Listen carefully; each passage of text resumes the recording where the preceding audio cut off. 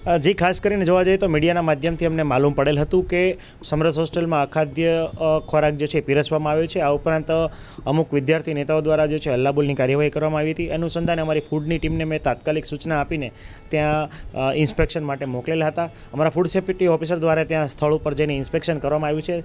ત્યાં વેરિયસ આસ્પેક્ટમાં એટલે કે ફૂડ બિઝનેસ ઓપરેટર માટે લાયસન્સ હતું કે કેમ એના માટે ચકાસણી કરતાં એમને લાયસન્સ માટે ઓલરેડી નવા કોન્ટ્રાક્ટરો એપ્લાય કરેલું હતું. આ ઉપરાંત જોવા જઈએ તો હાઇજીન મેન્ટેનન્સ માટેની સૂચના જે છે આપવામાં આવી છે. આ ઉપરાંત સ્ટોરેજની ચકાસણી પણ કરવામાં આવી છે. સ્ટોરેજ જે છે ધારાધોરણ મુજબ હતો. આ ઉપરાંત ઘણી વખત જે ફ્રોઝન આઇટમ હતી અને જે ગ્રેવીવાળી આઇટમ હતી એ ફ્રોઝન એટલે કે ફ્રીજની અંદર સાચવવામાં આવતી હતી, એને માટે પણ તાત્કાલિક જે છે ડિસ્કાર્ડ કરવાની સૂચના આપવામાં આવી છે. આ ઉપરાંત જે છે ભવિષ્યમાં ખાસ કરીને એમના હાઇજીન મેન્ટેનન્સ એટલે કે ફૂડ બિઝનેસ ઓપરેશન જે સ્થળે ચાલુ છે એટલે કે ફૂડ મેકિંગ, પ્રિપરેશન અને સ્ટોરેજ આ તમામ બાબતોમાં સ્વચ્છતા અને હાઇજીન મેન્ટેન કરવા માટેની સૂચનાઓ જે છે તાકીદ આપવામાં આવી છે.